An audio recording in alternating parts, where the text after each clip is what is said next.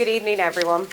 My name is Dr. Coleraine North, and it is my absolute privilege to welcome you to New Worlds, New Voices, a Books Beyond Boundaries NI Showcase. Books Beyond Boundaries is an Ulster University project run by Dr. Catherine Byrne, Dr. Frank Ferguson and myself, and funded by the Arts Council of Northern Ireland and the National Lottery Good Causes programme, both of which we'd like to thank for this evening, along with Riverside Theatre, for making this possible.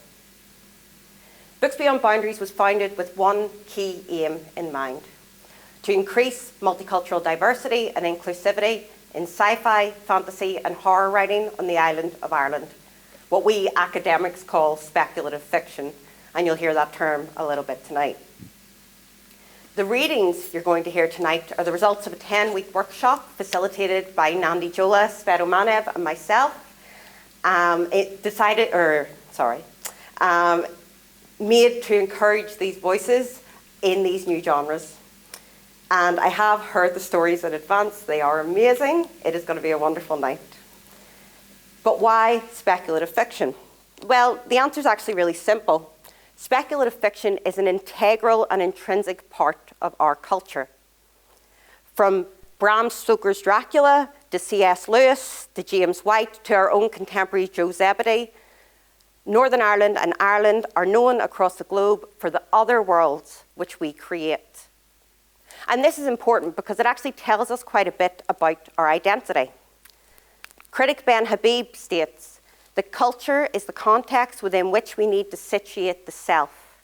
For it is only by virtue of the interpretations, orientations, and values provided by culture that we can formulate our identities, say who we are and where we are coming from. And we can see this in our speculative literature. Take James White, for example. His Sector General series tells the story of a hospital set in space in the middle of a war between two factions. But the hospital is not a site of turmoil, it's a site of healing. It's a site of knowledge where we learn and we understand each other, and where futuristic technology literally lets you look through another person's eyes. James White has said himself that the Sector General series provided relief from the discord he experienced in the Troubles in the 80s. It was a ground of commonality, a ground of escapism, and a ground where he could heal. Despite this reflecting our culture, we do see an absence in the literary canon. We are not a one-culture society. In fact, we are made up of first, second, third, fourth generation migrants, and yet they're not reflected in this intrinsic part of our identity. With that in mind, Books Beyond Boundaries has set out to encourage new voices in Northern Irish and Irish fantasy, sci-fi and horror writing traditions, to acknowledge and represent multicultural diversity of contemporary Northern Ireland and Ireland, and through these texts, to voice today's hopes, today's fears, and today's anxieties on our shared island. Because it is only by including all voices that we can really answer these questions. Who are we? Where are we coming from? And importantly, who can we become? So what can other worlds tell us about ourselves today? Well, actually quite a lot. And in the readings you'll hear tonight, although they're set in other planets or indeed other timelines or medieval fantasy or a muddy pond, you will see themes which you recognize today, things that you know. There's talk of religion, loneliness, COVID-19, the pandemic, what has separated us, capitalism, money and greed and where it's going to get us, love and devotion and how they can overcome all odds. And of course, one of the biggest concerns that we have at the minute, which is climate change. The resilience of the human spirit lies in our ability to imagine. Through imagination, we are able to envision new worlds, new ideas, new identities, and hope for the future. Natasha Womack says it best when she says, imagination is a tool of resistance. Now, the first reader that I'm going to introduce you to tonight sadly couldn't make it.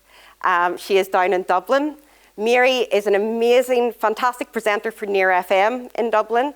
She also had never, before the start of this course, written any sci-fi, fantasy, horror, any of it.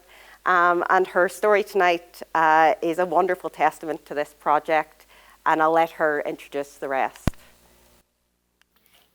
Hi, my name is Mary Oyediran. I want to say thank you to Books Beyond for the wonderful course we've just finished. A special thanks to Nandim, to Kaz, and to Sweto, and the lovely writers that I met during this last 10 weeks.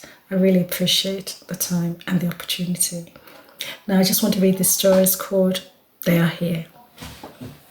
Saturday night was preparation time for the Church of Eternal Rest. After almost 2 years absent, 10 faithful women from the cleaning department resumed their duties. They didn't do it for money. This was a voluntary task undertaken by women who wanted to give back to God. So they cleaned and cleaned the sanctuary as a gift. It gave them a purpose, a meaningful platform in church. The devoted men in technical department rolled up their sleeve to monitor the light and sound equipment. Like the women, these 6 men, aged anywhere between 20 and 60 years, were committed to tend the need of the church. They left families at home, a worthy sacrifice. On Saturday, the choir members practiced late into the night. Their voices and talents belonged to God. They were the stars of the church, envied and admired by all.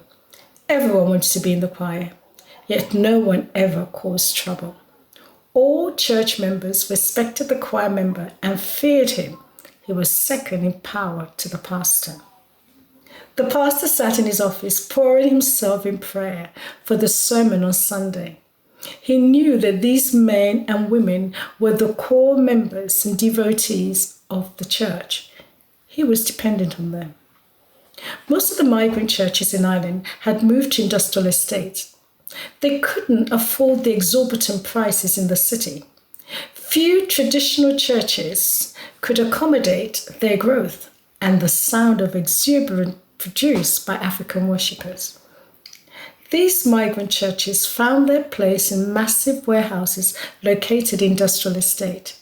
The rent was cheaper, and the owners often granted permission to convert the building to suit the congregation. Exactly at 8:45, from outside came the sound of rattling, rustling, and rummaging. The noise was deafening. 6 of the women abandoned their posts, ran out to observe the commotion. Armed with their native brooms, they held the cleaning tool like a dangerous club to attack the enemy. All the while, they chanted in an unknown tongue, sounding like machine guns. They froze in their tracks as they witnessed an oval supersonic spaceship floating down from the sky. 6 enormous rainbow propellers adorned to the top of the spaceship, slowly reducing its speed as it drew nearer to the ground like a magnet. It landed quietly and safely. Not a single fleck of dust stirred. A magical presence filled the atmosphere. Only one brave woman remained. The others ran back to the church. Pastor Aki, they've come! A spaceship falling from the sky! Yeah! My God! The men in the technical department, summoned by fearful voices, ran downstairs to console the wailing women. Outside, Mama Olu stood boldly with her broom held high, praying in her native language. When prayer didn't seem to resolve the situation, she switched to an unknown tongue, likened to prolonged curses, casting spell, attempting to call the gods to restore order. The silver blue spaceship opened its wing door in a slow motion. She witnessed an unforgettable sight. The first human-like species walks out slowly on its ibex deer feet, like huge black and white hands. At the strange sight, fear gripped her heart. Trembling, she dropped her trusted weapon, the broom, and ran back to the church to warn the others. Yeah! Yeah! She yelled, clutching her head. Shaking like a large banana leaf in the wind, she dashed through the hall towards the ladies' room, locked herself in the cubicle, unaware that her purse, phone, and personal belonging laid in her locker in the cleaning office. As her wide imagination fed her fears, she was tongue-tied, whimpering like a beaten dog. Pastor Akin heard the screams of the women. Calmly, he pushed his desk chair back and left his office to investigate the source of chaos. At the impressive height of 6'4" and at 280 pounds, he was larger than a life man, with kind, dark hazel eyes and warm smile, which worked together to give him the reputation of a gentle giant. He seemed to radiate love and was always willing to listen to anyone in need of counsel or encouraging word. All the members of the congregation loved him. "What's the problem? Is everything okay?" he asked the fearful woman in a gentle, rumbling voice. The church had been attacked by vandals many times, so they were always on their guard. "Ships falling from the sky," was all he got from the articulate woman as he translated their local dialect. "Please, my dear sisters, one at a time, you're all shouting, 'Ship from the sky!'" With a twinkle in his eyes, he tried to keep a serious face. Okay, I hear you. Where are the ships?" While the women described the sudden occurrence of aliens, the men from the technical department gathered around them to hear as well. Everyone had forgotten the need to keep a social distance. With potential invaders from space on their doorstep, Pastor Akin couldn't hardly blame them. Mogbe, kept on repeating one of the women. Tiwa, like a broken record. "The gods have come down." She was about to repeat it for what seemed to be the 10th time when her eyes fell on the front door. It gaped wide open with no security. In their hasty retreat, they had forgotten to shut it. 4 aliens entered freely. Each stood 7 feet tall on strong black and white hind legs like a tribe of ibex mountain goats in the desert. They shone like gold dust, as bright as the morning star.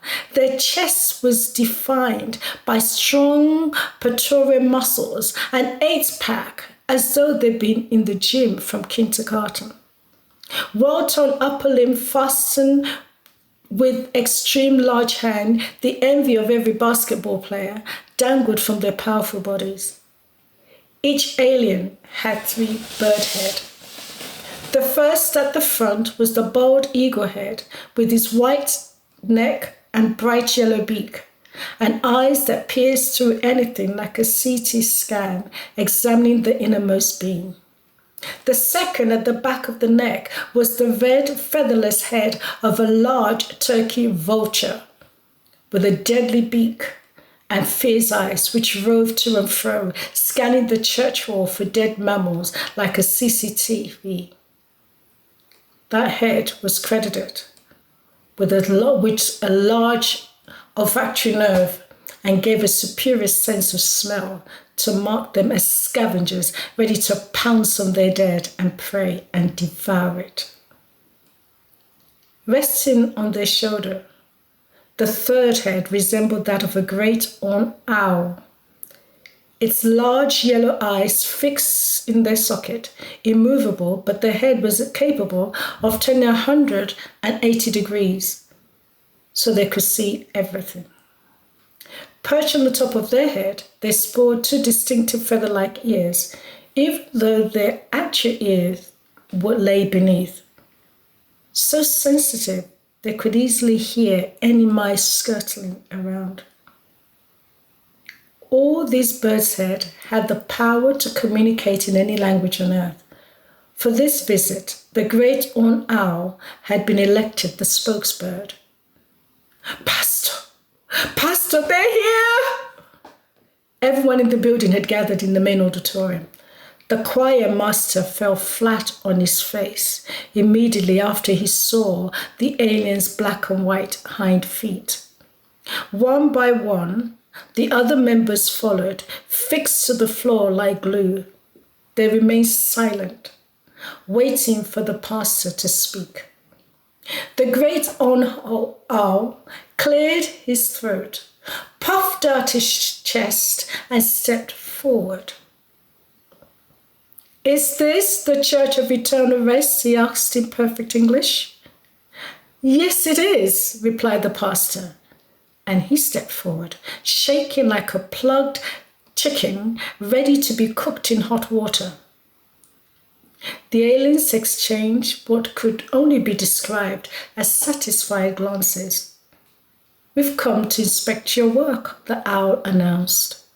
"Tonight we came to warn you, but we'll be back in the morning for the service."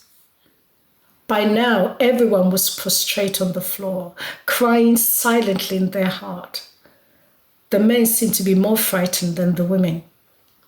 Only the pastor remained standing for the moment. Then when he heard the owl say they've arrived to inspect his work, his eyes rolled back into his head and he slumped to the ground with a thud.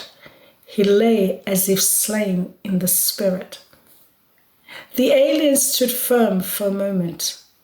When no one said anything, they marched out in what felt like a slow motion. Tomorrow they were to return at 10:30 a.m. for inspection of the service. The congregant remained motionless, waiting for someone to interpret this dream, this mass hallucination. Dead silence permeated the hall.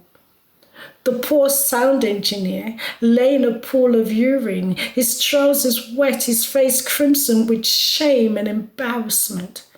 He remained on the ground, hoping no one would notice. He couldn't even pray. The pastor was out cold. He couldn't be revived. The congregant heard the booming sound of the engine as the spaceship took off again. Nobody moved. Thank you.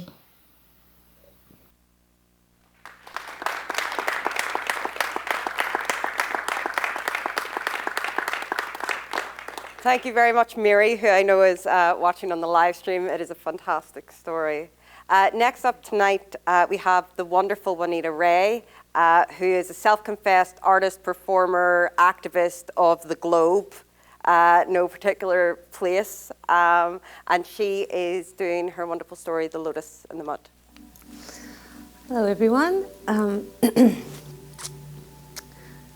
Lotus and Mud. With the petals gazing at sunlight, twirling across the pink, fluffy sky, Lotus knew that she would soon need to turn in. "Mud," she whispered in an airy, fragrant voice. "Yes, Lotus?" His sludgy, loamy reply nudged, nodding off leaves, reluctantly awake. "I just wanted to thank you, Mud, for always nurturing and holding me," she effervesced. Mud gurgled in reply. "Ah, Lotus, you don't need to thank me," his shyness evident in the wateriness of his voice.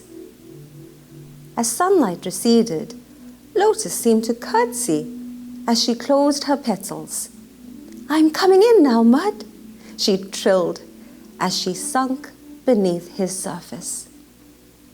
"You are always welcome," he replied, now darker and murkier in the dark. "I am your home. I am your Mud." Then Mud waited. He waited through the solitary cold of the night, knowing that he would wait for as long as she needed. yet. As cold became colder and dark became darker, mud became muddier. In the deepest depths of the night, dank, debilitating doubt took hold of him. How could Lotus possibly feel safe with him? He was everything she was not. As night inked on, his doubt sunk into his depths and held him in a vice-like grip. He felt himself hardening, stiffening, losing his ability to move. Albeit his movement was very slight, it was still movement. Mud began to panic. The more he tried to move, the more difficult it became. The more anxious he felt, the stiffer he became. He was turning to stone. It was true. He was everything Lotus was not. He was ugly and dirty and utterly unlovable.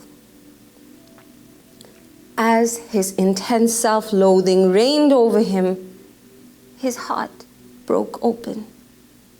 Tears spilled, each drop of saline softness soothing his self-hate. Tears welled, and with each well, he felt a surge of sorrow and a hint of hope. It was odd. Somehow, seeing how vociferously he despised himself was allowing him to accept that that was how he felt. It was curious. Accepting the immense awfulness of his emotions somehow seemed to change them. He began to feel different. I am mud. I am dark. I am dense. I am loamy, yet I need not loathe. And with those thoughts, he suddenly remembered what he had almost forgotten. Lotus was within him.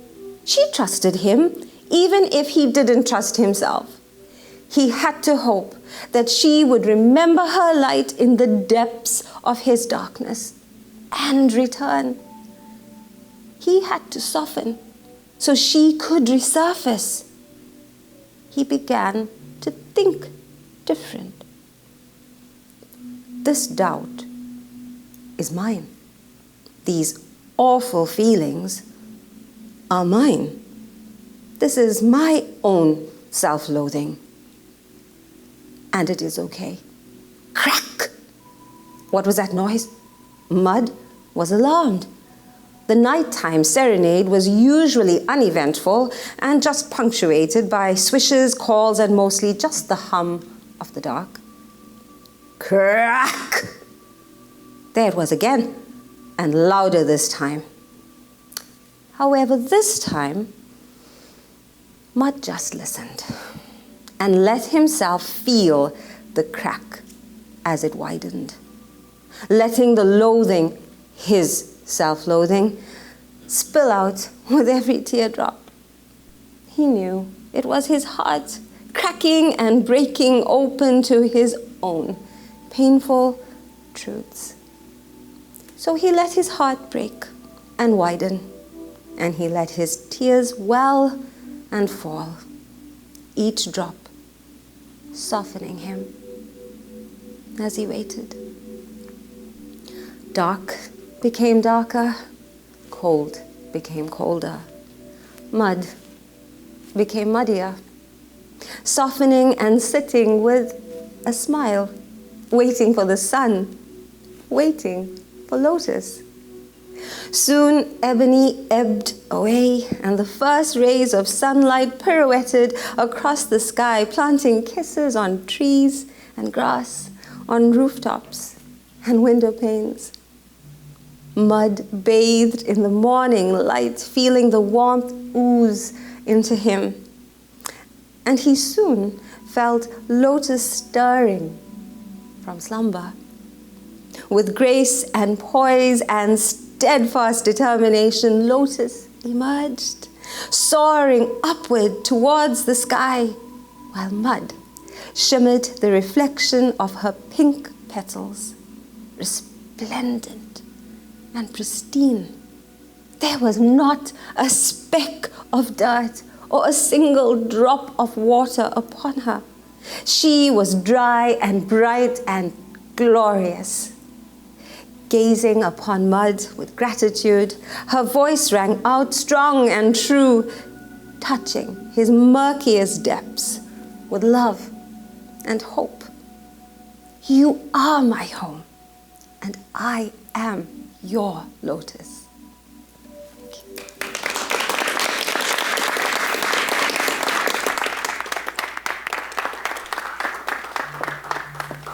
Thank you so much, Juanita. It is a modern fairy tale and it makes me very happy. Next up, we have another writer that couldn't be with us tonight, Emma Dello Perry, who has told me that her bio is that she has 2 cats, she writes things that make people miserable, and she once punched Gandhi out. I think I might have added the last bit myself, but I'm not 100% sure. So this is her short story, Michelle. Michelle. All I remember about that night is fighting to stay awake.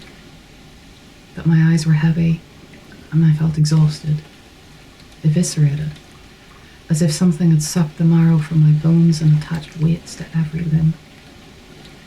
From early evening I was yawning, and by 8 o'clock I felt like a shambling corpse. The trouble was that no one really noticed what had happened until it was too late. Like those stress dreams we all have where you lose your teeth or things grow out of your face. We endure them silently, assuming they reveal some weakness within us. Later, much later, we'll discover that they are collective nightmares, a common way of expressing a shared horror. That tiredness, that exhaustion, that was the caveman in us. He was screaming. The next day dawned reluctantly, light insinuating itself around grey clouds in the mizzling rain. Noon was no brighter than dawn, and people didn't go to work. By which I mean, nobody went to work. No one at all. Shops didn't open. But that was okay because no one was waiting to buy their goods. The trains didn't run. That was okay because no one was waiting to go anywhere. The roads were empty because who cared to use them? A heavy mantle of lethargy had settled over the horizon, and we responded by noticing, but not registering, that it had happened.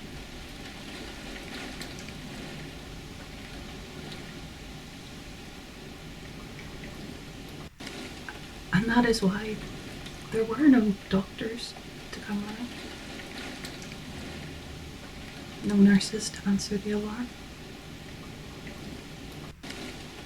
That's why I wasn't there. And that's why you died alone.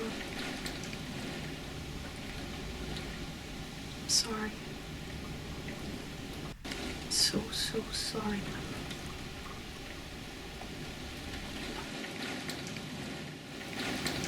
So it's a short flash fiction piece of a much longer one. Emma very kindly cut her time down for us tonight, but the full version will be in the anthology. We're pretty excited. Our next reader tonight is Luke McPherson. Luke has just finished his MA in creative writing at Queen's and likes to write stories that question how we interact with the world and how the world interacts with us. Hi there. Quick thanks to everyone on the course. Nandi, Sveta, Cass, thank you. And all the writers. Ollie, it's been a real privilege to learn from you. So, enjoy this. This is just a short prologue to a longer piece, but the rest of that coming. So, Matzo Kilner, first casualty of the Stratford incident, spent the last 2 years of his life tucked away within a hollow of London's sea wall, 3 stories up and still beneath low tide. It wasn't a glamorous life, and he didn't pretend that it was, but he never regretted the decision to move in. the first in his life that he didn't. His maintenance hatch turned homestead in the 10-storied structure wasn't large by any means, but it was more than what he needed to be comfortable. The 2 by 8 metre box provided more than enough room for himself, an old military cot bought from an active surface officer trying to make ends meet at the Stratford market, a siphon connected to the water desalination pipes, and a lawn chair hauled up from a rubbish heap piled against the wall 2 miles north in Wanstead. He knew that other maintenance hatches along this stretch of wall were also secretly inhabited, but none, he thought, could be as homely as his. He had even fashioned some strips of amber plastic into a lampshade that bathed the hatch's dull metal in a warm, if not cosy, glow. Matzo knew it didn't amount to much, but it was the only place to ever feel like home. And, most importantly, he would never run out of drinking water. His last abode had felt like anything but home. Another box, to be sure, but larger, and only one of many stacked on top of each other in a towering complex known as the Mile End Macro. Ugly and underdeveloped, built mostly of exposed steel composites and concrete, the 150-story estate made Matzo feel grey, like a slab of tofu on a uniform market shelf. Every morning, Matzo became one of many hundreds of other inhabitants, flooding through its corridors, down its elevators, and out onto the ground level of London to trudge to one of the few remaining tube stations that brought the still working to work. When he started his job at the Lanza reactor, hundreds of his neighbours had travelled to work alongside him, though he spoke to very few. Over the course of the next 25 years, however, those numbers began to dwindle. At first, the catering staff were halved, then halved again, and replaced with automated provision machines. Then it was the administrative staff, whose coordination of responsibility and human resource culpability were designated to an admittedly genius AI, with only a handful of people being retained to either fulfill operational input or intervene in the cases of an aggravated employee. Then, the electrical engineering staff had been all but fully replaced with semi-autonomous drones, branded honeybees by the company, and finally, the various technical support and sanitation positions were labelled redundant and replaced only 6 months later with fully autonomous robotic assistants of various shapes, sizes, and purposes. Where once there had been the shuffle and murmur of human employees, there remained only the chatter and clank of honeybees and bots. Matzo had begun his tenure as an assistant fusion physicist, working on a team of almost 50 around the 300-metre-tall reactor. After 4 years, there were 25. After another 4, there were 6. And finally, after only 9 years working in a position it had taken him 10 to train for, he was relegated to repairing and debugging the drones and networked AI that replaced him. He tried not to become embittered. He had a job, which is more than most people could say, and while it did just about cover his bills every month, there was never enough left over to save up for a place amongst the stars. For that, he sacrificed the air conditioning for a few weeks at a time here, or his antidepressant subscription for a month at a time there. He could black out his windows and reflect the sun's heat, and stretch his prescription out with half or quarter doses. A small price to pay for a peaceful retirement. It was only as the macro began to empty that uncertainty settled in, chiefly in the form of silence. The corridors, once near death traps with the masses of hurried workers bustling through them, dwindled in their morning populations. The boxes adjoining his own fell still, which he thought at first was odd and then concerning, given that next door had just had a baby and paid all that coin for the privilege. He tried to remain optimistic in spite of this lingering fear and assuaged the creeping of jealousy by telling himself that they must have made it off-world, the lucky bastards. A decent redundancy package, no doubt. But with only 25% of what was necessary to afford a place off-world, his jealousy quickly graduated to anger, and from anger to despondency. When yet another member of his repair team was fired, he discovered the contents of the redundancy package amounted to less than 1 year's salary, taxed, and a certificate of Lanza Corporation loyalty. Unless the stars had begun accepting pittance and corporate pride as payment, his neighbours had not made it off-world after all, and neither, he knew, would he. So Matzo began drinking. Not habitually, no, not at first, but the fact of his age and quickly outmoded education made it clear to him that in all likelihood, if he lost this job, future employment was unlikely. Nuclear fusion was once a young man's game, but now it wasn't even a man's. He spent most of his evenings in Stratford, the cheapest place to drink by far given the number of underground stills, and he thanked God that the military intelligence orbit officers turned a blind eye towards them. It was the only place that most of them could afford to drink on shore leave. Sitting in a makeshift chair of repurposed plastic, on a footpath of crumbling tarmac, Matzo whiled away his nights with beer, then wine, then spirits, watching the late-night workers keep alive the London hive. Soon, he began skipping work entirely. To the people of Stratford, particularly to the dwindling bar staff, Matzo became known as a regular. After a night out with what he believed to be fast friends, he awoke alone in the middle of the night, on a roof in the midst of a storm, to discover his slate missing, and that they were instead just persistent thieves. Daring not to climb down the access ladder in a state somewhere between drunk and hungover, Matzo cowered from the warm, sickly rain against the seawall to which this apartment block was built to adjoin.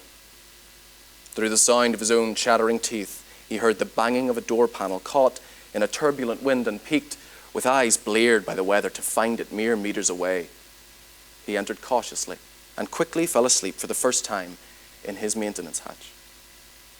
The next morning, Matzo ambled home through the dilapidation of Stratford, the mounds of rubble and plastic, the rags left to dry on windowless windowsills, the parentless children and childless parents that peeked from behind darkened doorways, the sectech on which had broken long ago. But as the sun peered through London's persistent ash and smog, Matzo saw more than suffering. Strangers greeting each other, exchanging rations, delivering water and nutritional substitutes to those that lived in their hollowed-out homes, vendors permitting customers to haggle, and at least one teacher holding a mathematics class on the ground floor of what was once Matzo's favourite brand of supermarket. Back in his empty flat, Matzo checked the balance of his accounts and found them all completely drained. They must have gotten his eye print too then. He fell to his knees, heaving with fits and starts of laughter and despair, cackles and cries, reeking of the sulphur that infected last night's rain. He dedicated 25 years of his life to keeping those damn stars in the sky, only to discover that he'd never actually make it to them, to find his pockets and his apartment empty. And even so, after all of it, he still wanted to make it to orbit, just like everybody else, just like all of his friends. Well, not friends, all of the people he knew, or all of the people he worked with, or, if he was honest with himself, all the people he nodded to when leaving his apartment, all of the people he ignored and that ignored him on the transit tubes to the plant, and all the colleagues he had maintained a quiet, composed sense of confidence in the company of over the years. All of the people that disappeared. They all wanted to make it up there too. To make it out of London. To make it off their burning world. But to do that, he needed to keep playing the role. Keep paying the rent, keep paying the bills, the water bills, even when they spiked, the recycler tax, the purifier tax, keep working in maintenance for Lanzer, keep crawling on his aged, crunching knees, rewiring electrical faults, and recovering the repair drones that will one day soon replace him and his ilk entirely. Keep collecting a paycheck, keep spending it, and keep paying forward what little he could for the cost of habitation on one of the many twinkling settlement satellites that he could see on those rare, clear nights from the roof on which he awoke to find his homestead. After considering all of this in a heap on his worn plastic flooring, Matzo discovered that he was tired. More tired than he thought any man his age had the right to be, really. Weary. He resigned himself to the fact that he would never make it starward, that his retirement would not be spent somewhere between heaven and earth, but instead between London's own brand of hell and the ocean's dull oblivion.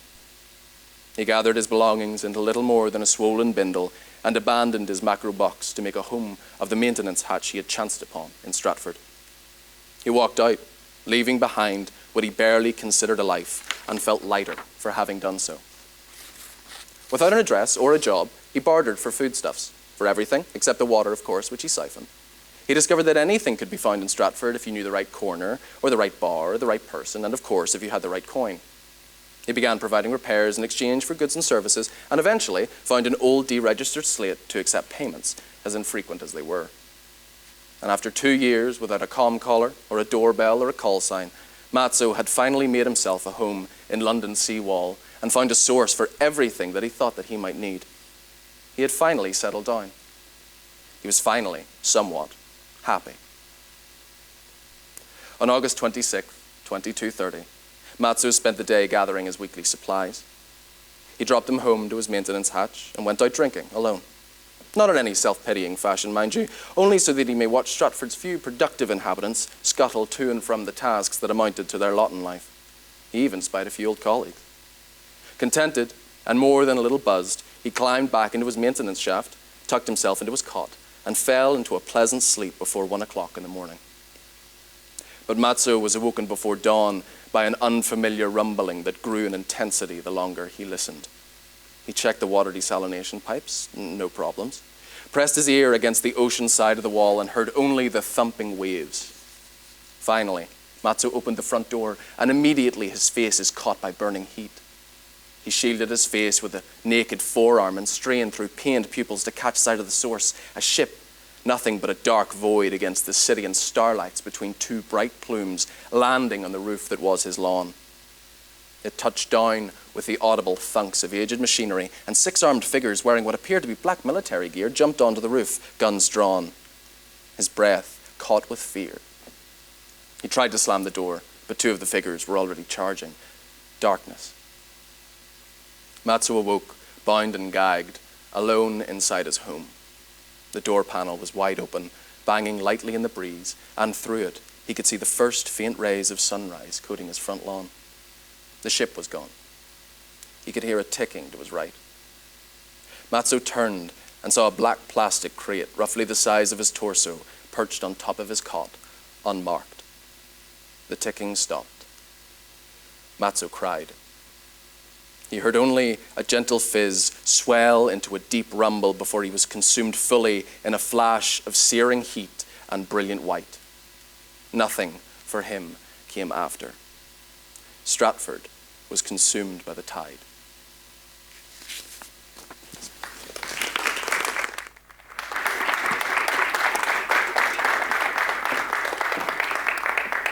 Thank you very much, Luke. I'm always gripped and terrified by that for about 20 different reasons.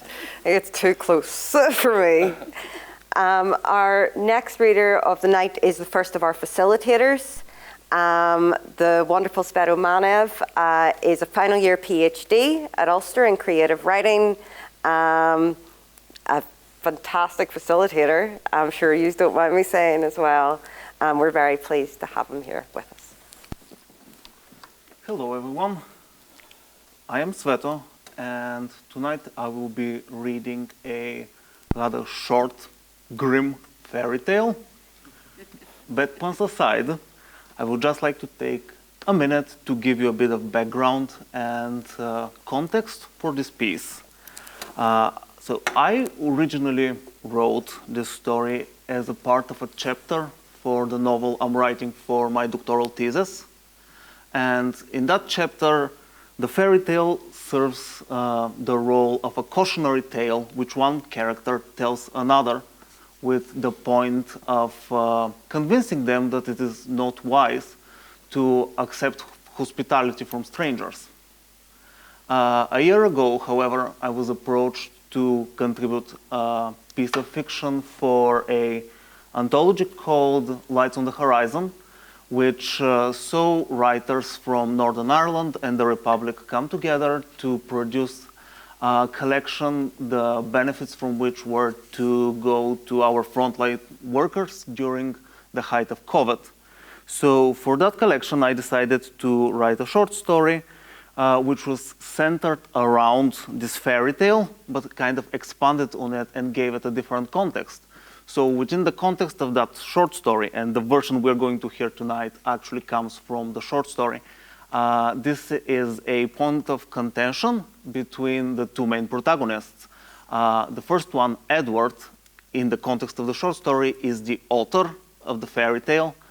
And the second protagonist, his lover, Leonard, finds that the fairy tale Edward has written is propagating outdated and perhaps dangerous stereotypes about his own kind, the Fae.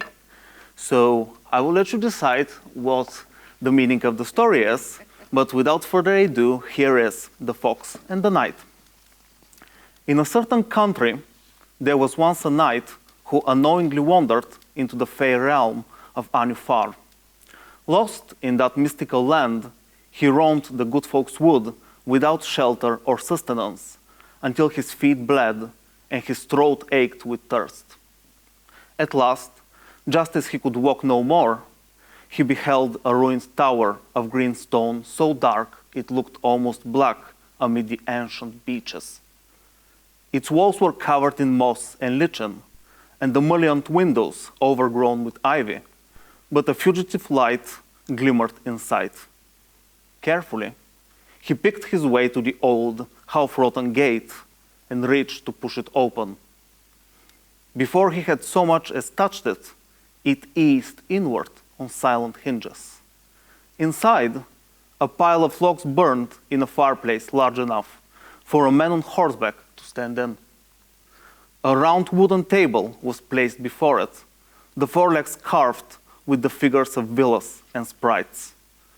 On top of the table was spread a sumptuous repast. At the sight and smell of the rich array of steaming dishes, the knight's stomach rumbled hungrily. His gaze dashed over the heaped platters of fresh roasted boar, truffle stuffed quails, boiled partridge, and at least a dozen different kinds of fish, baked vegetables, and cubed cheeses. There was wine in a crystal decanter, honeyed mead, a carafe of ambrosia, and huge pitchers of frothy ale to drink. Now, the knight was otherwise well-mannered, but he was hungrier than he had thought, and there didn't seem to be anyone else around. So he helped himself to a cold ale and a loaf of bread. Initially, he ate his meal with great relish, trying a bit of everything. Then he began to gorge. He ate enough for 9 grown men and drank enough for 10. Yet nothing could sate his appetite. It grew with each mouthful. And no matter how much he consumed, there was always more food on the table. At length, the master of the tower returned to his dwelling. Trick, his name was, or maybe it was Fox. When he beheld the knight, who had grown quite fat by then, he laughed and told him he should rest before he fed himself to death. Then he picked him up like a child and carried him to a bed of hay, where the tired man slept. The next morning, the knight woke up under a hedge, with only a faint recollection of how he came there. Grateful to be back in the mortal realm, he started on the road again. That night, he took a room in an inn and ordered a modest supper. After feasting on Trick's meat and ale, the knight had lost his taste for human food. He could neither stomach it nor even stand its smell. It offered no sustenance to him. For a week, he refused to eat or drink. Then for another, slowly but steadily, wasting away. Halfway through the 4th week, he expired of starvation. His ashes, it is said, were spread on the fields to prevent wicked or thieving fairies from stealing the crops. Thank you.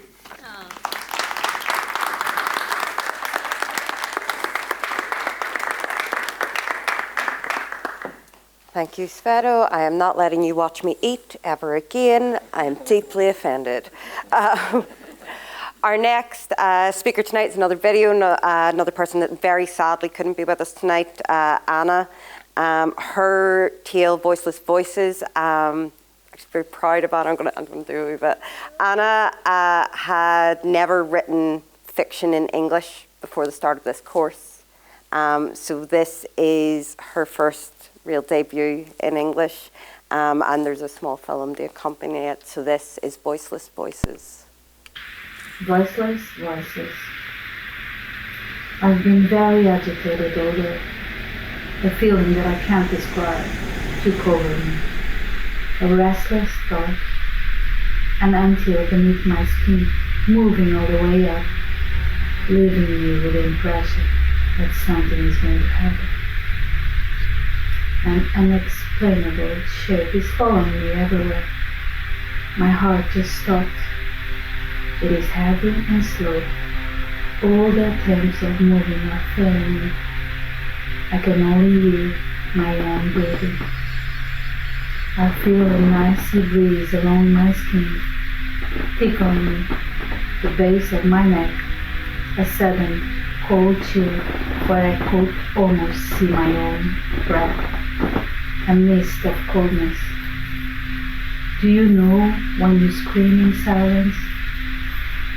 Do you know when all the parts of your body are frightened and you can't move a muscle?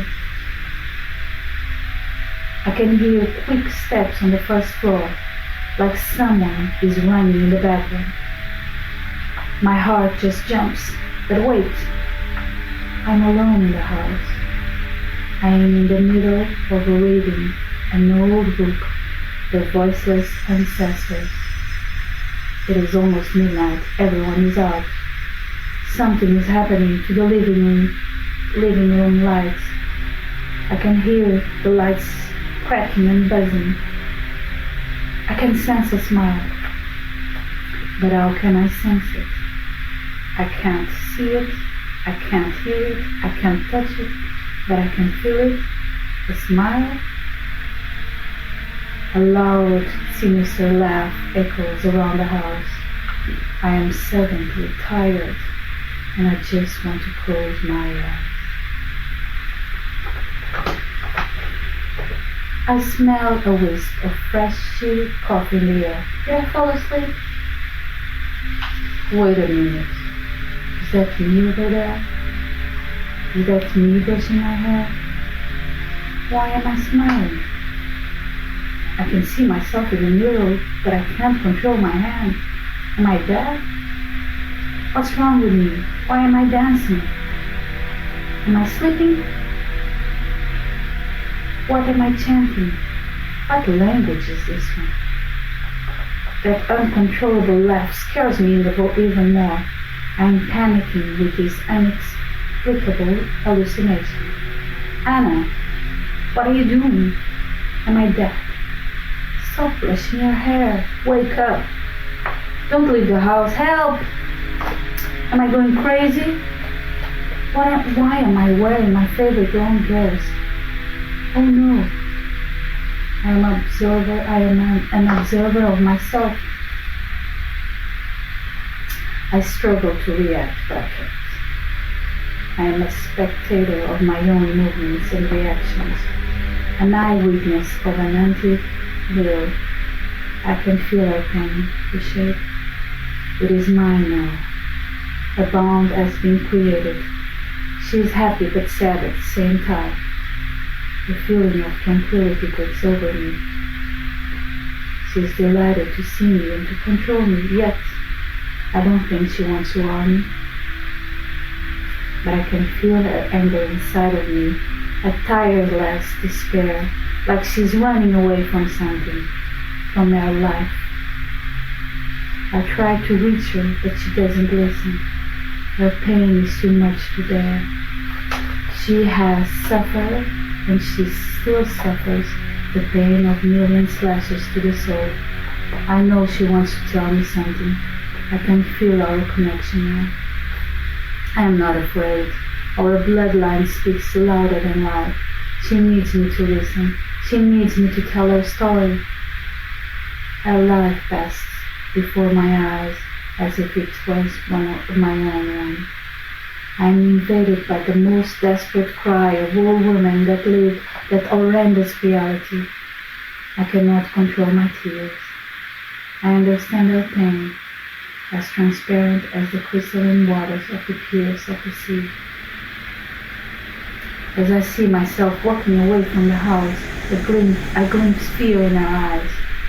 She is terrified of walking down a busy street, full of lights and sounds. She screams and squeaks in silence while she is almost run over by a car.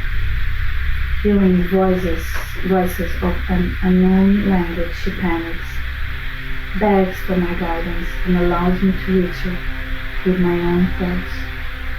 I don't know, but I stand her peace and directions. She hears me without listening to my voice. Suddenly, she slumbers and allows me to take over her thoughts. Maria was my great-great-grandmother, a beautiful lady who lived under duresses all her life.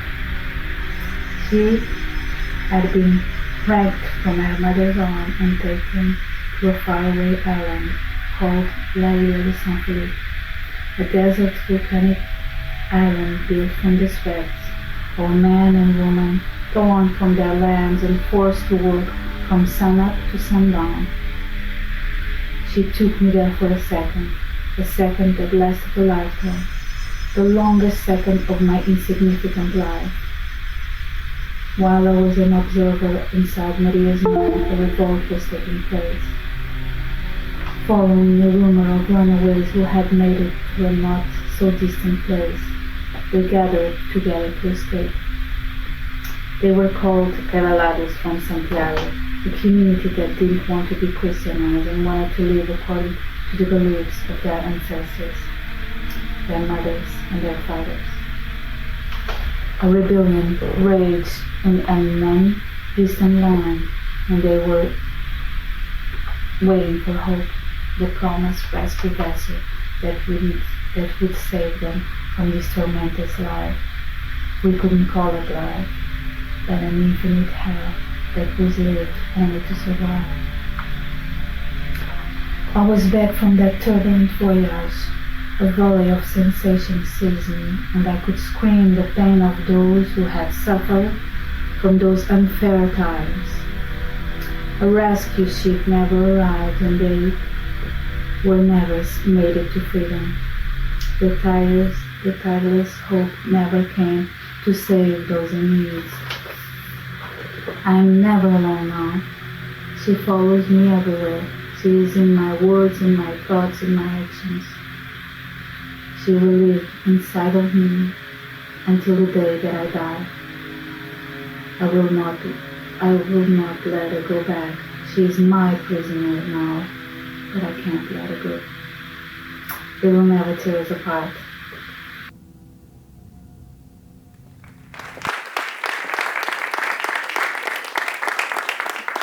Thank you very much, Anna, for what is a fantastic possession story and still sends chills through me.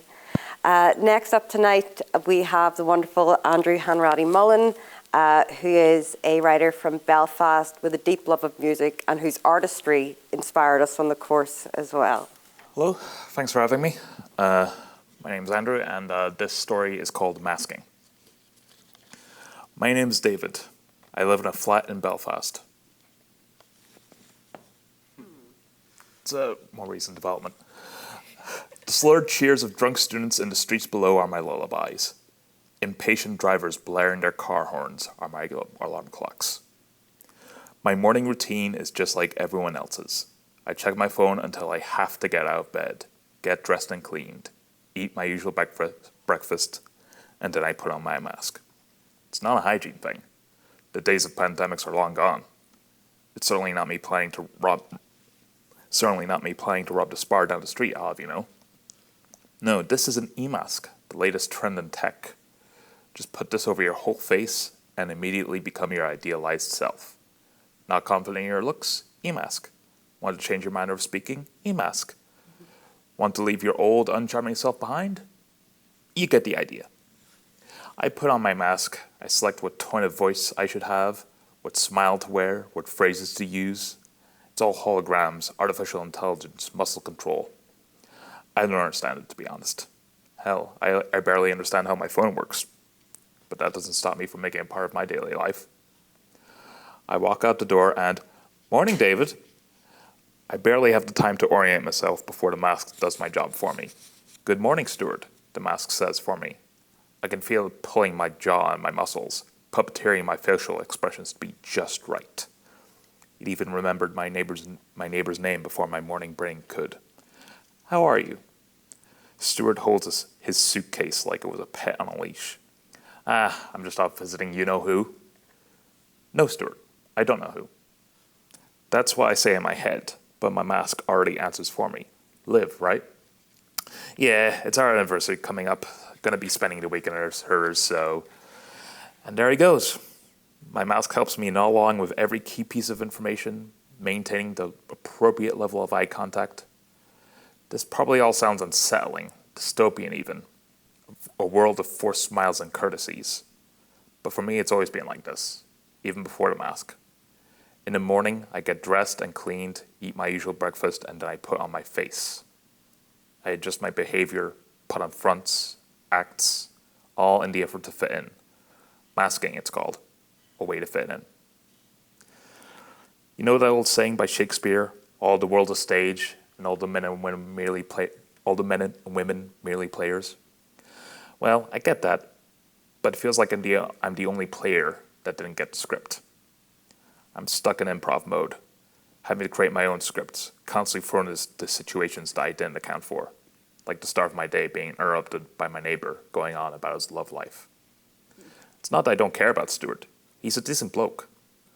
But it can get mentally exhausting when I'm unprepared for social interactions, and I get caught up in my thoughts trying to account for every scenario, every do and don't.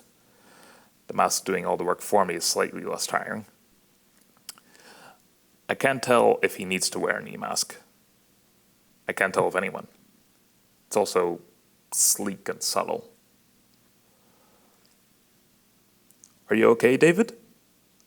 I didn't recognize the puzzled, concerned look on Stuart's face. I had to pull myself out of my headspace just to realize I had stopped responding to him. The mask had slipped. I touched my cheeks, and I could feel a piece of the mask's fabric dangling loosely. It seems these things stop working if just one little thing goes wrong, like a printer refusing to work because there was no ink for magenta, or like me. Sorry, I have to go, I say to Stuart, clutching my face and pacing down the hallway away from our respective doors. He must think me rude, or weird, or ignorant. What did I not respond to? Did he ask me a question? Tell me a joke I didn't laugh at? The mask had slipped, and I embarrassed myself, again. For me, it's always been like this. I make a mistake, miss a social cue, and end up with another shameful memory that keeps me up at night. Lessons I can't seem to learn. Is anyone else like this? I remember this particular theory on psychology, that people subconsciously put on masks. A compromise between who they are and what society expects of them. But that seems impossible. Everyone around me is their true self, even Stuart. Aren't they? I fumble for the left's call button, still trying to adjust my mask. I don't know how it got loose, but I needed to stay on. How else could I face the outside world? I hear Stuart walking up behind me. Maybe he's coming to see who I am. Maybe he just needs to lift as well. I risk a glance back towards him. From his perspective, I must look like a zombie in a horror film, turning my head for the big reveal of flesh peeling off of my face. But he's not looking at me or where he's going. He's got his phone out, reading the screen with an intense focus. So much so, he didn't notice the keys fall out of his pocket as his suitcase brushed up against his jeans with each step. Should I tell him? What if I bother him? Maybe he's got some devastating news in a text message and would rather be alone. If this bloody e-mask was working, I have already done the sensible deed. Instead, I'm frozen, so caught up in all the possible scenarios playing out in my head that I'm unable to actualize any of them. Why can't I just... I let the mask slip off completely. It's not me. It can never be me. Especially if I don't make any decisions of my own. Stuart, I call out to him. I bend down to pick up his keys as he turns on his heel. You dropped this. Oh, he says after a few seconds, recognizing what I was holding up to him. Thanks, David. I was just caught up in my own thoughts there, you know? Yeah, I know the feeling.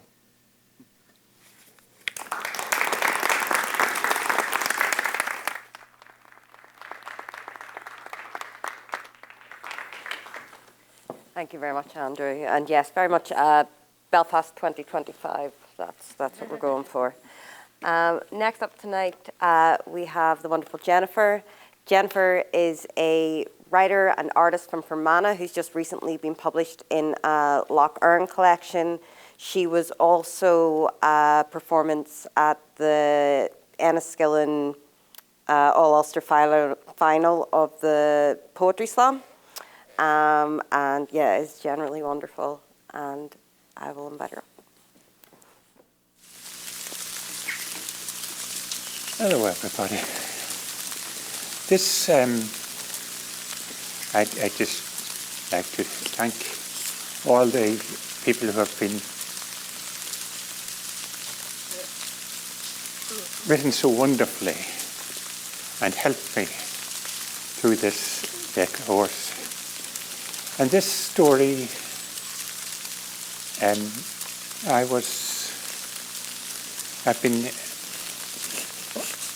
write poems, I write short stories, but I've never written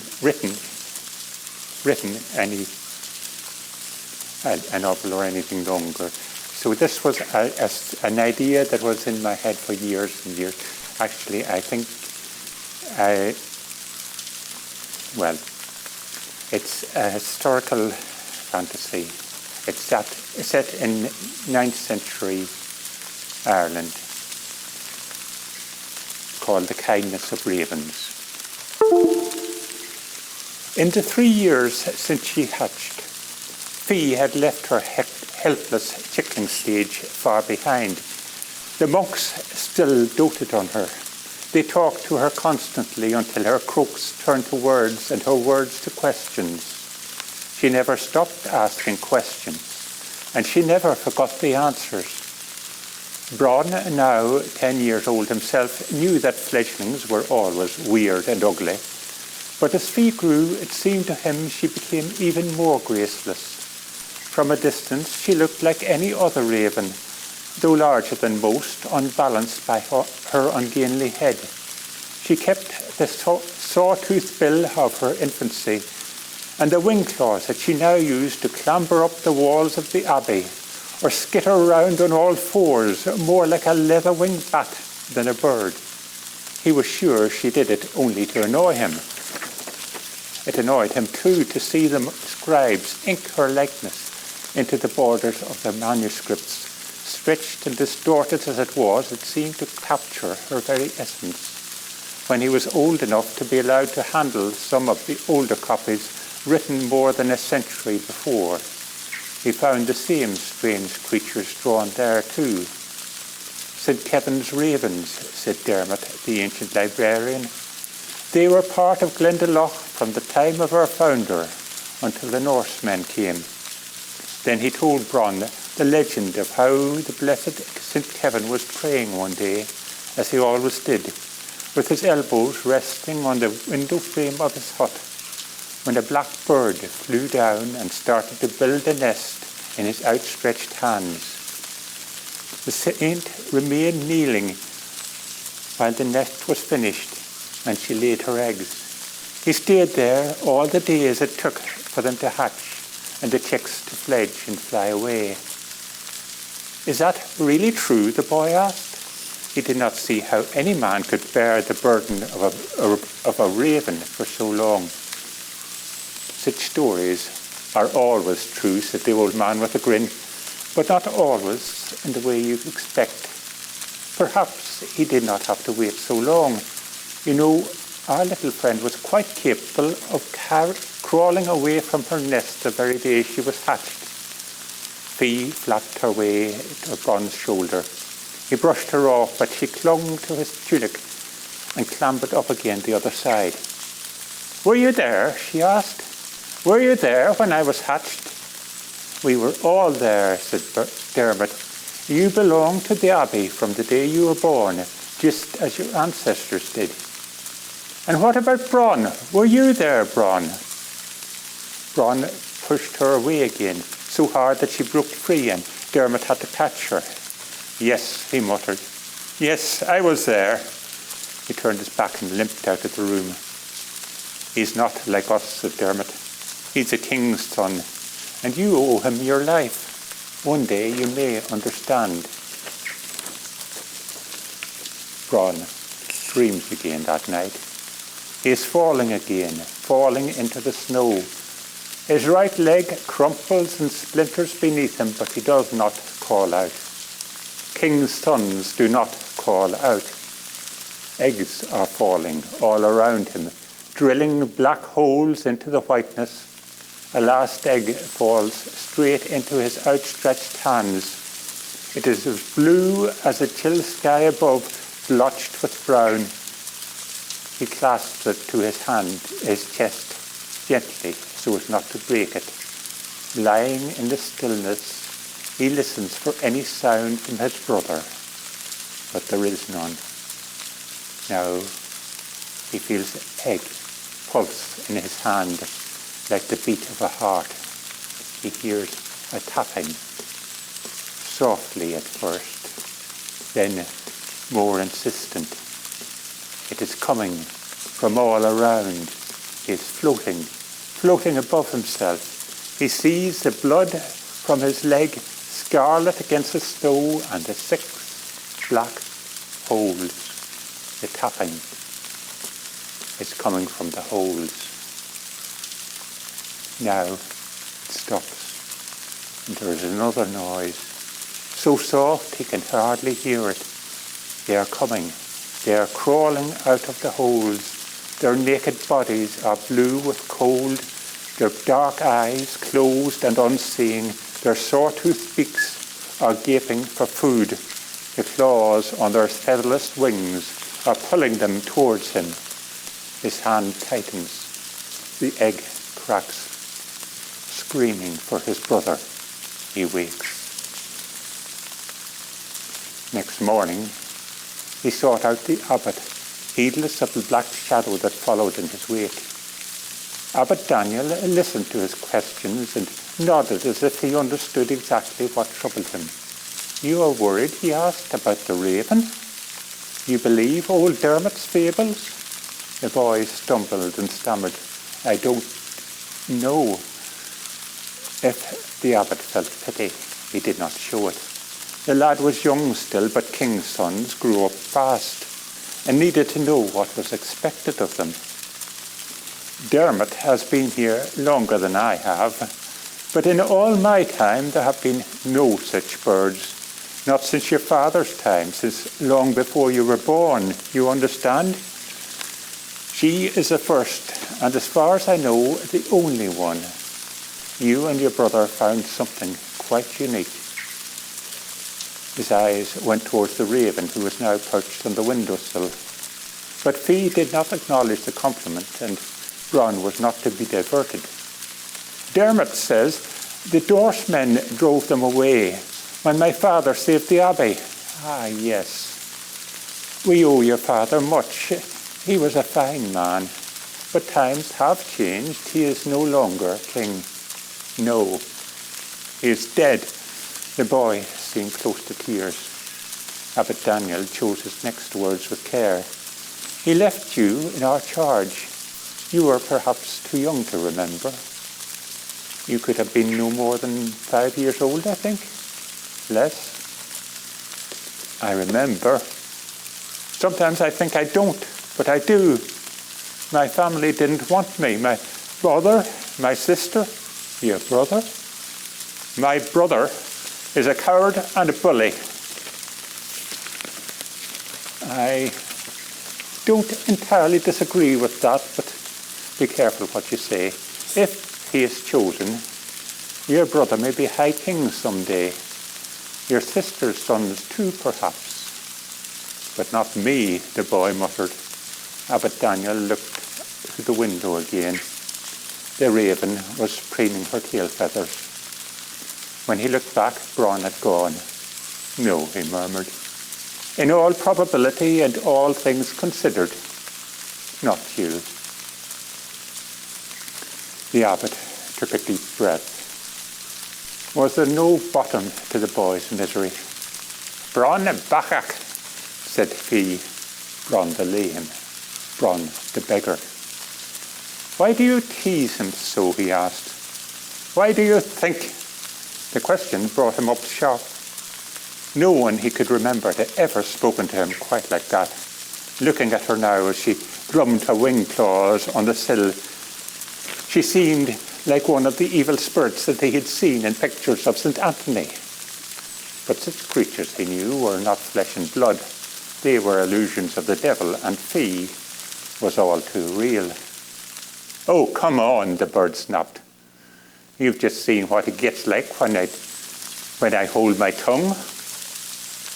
You do it for his own good. I do it for my good. He keeps me up at night.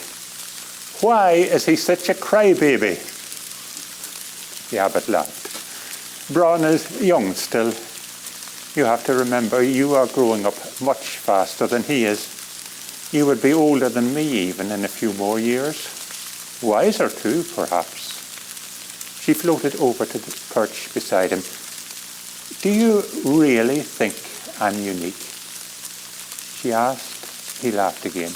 Does it matter? It does to me. Bron never sees his family. None of you do, but at least he knows he has one. But what about me? You say there have been none of my kind for the last, how long? Nearly 20 years. 20 years. She repeated it, as if she could not imagine such an eternity. Do we even live that long? How did Bron find me? If my family are not here, where have they been? Are they still there? It was in the wood, near St. Kevin's bed, Dermot told her.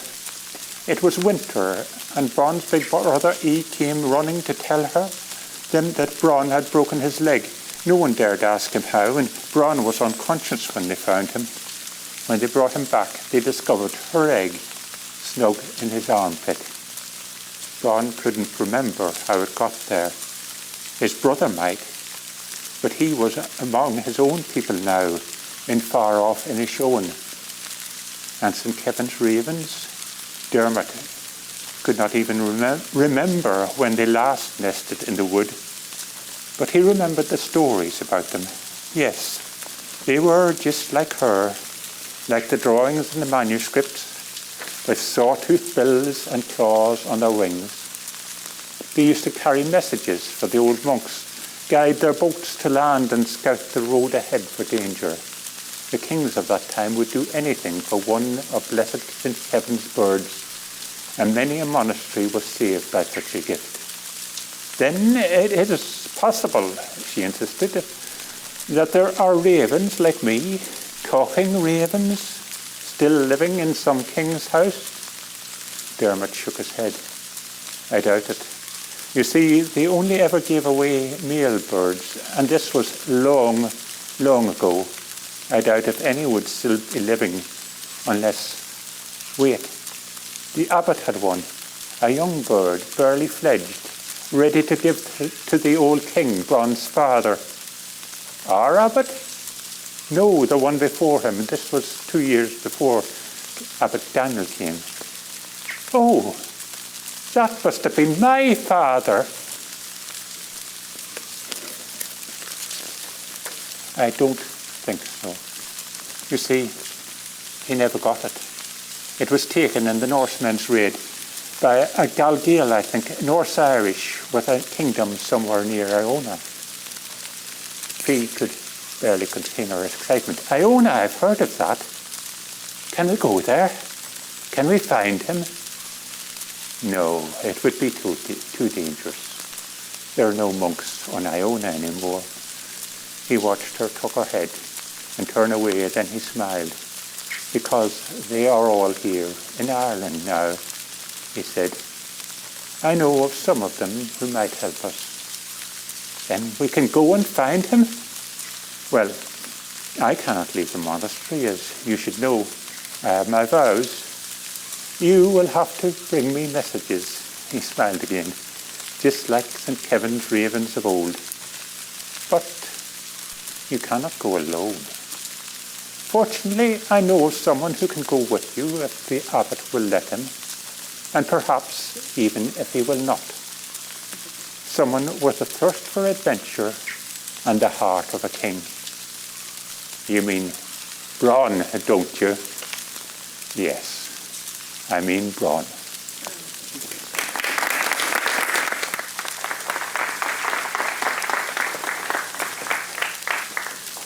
Jennifer, thank you very much. Our final reader for this evening is our second facilitator. She is an artist, a performer, an activist, a recent TED talker as well as a wonderful friend. So Nandi, if you would.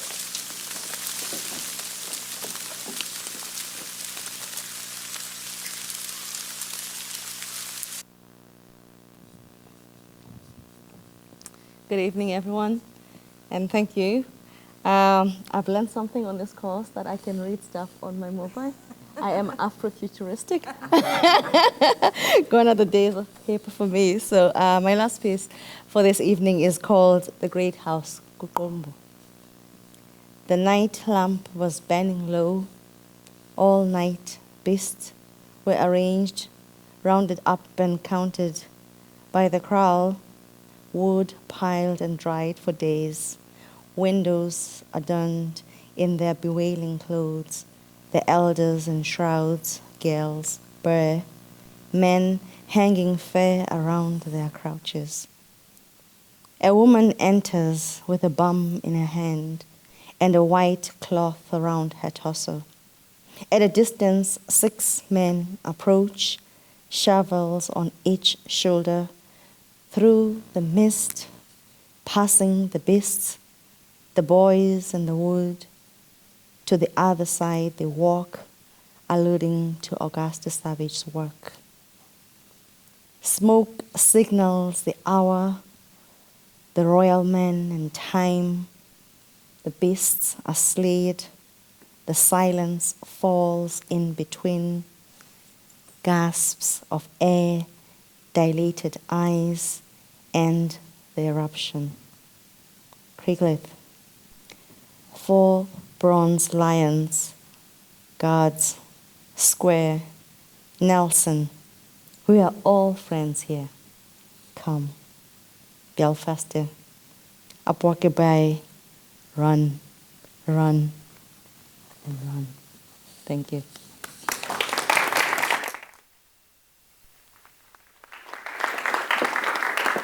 Thank you very much, Nandi. And thank you to all our readers tonight. If I can get another round of applause for them, they've done an amazing job.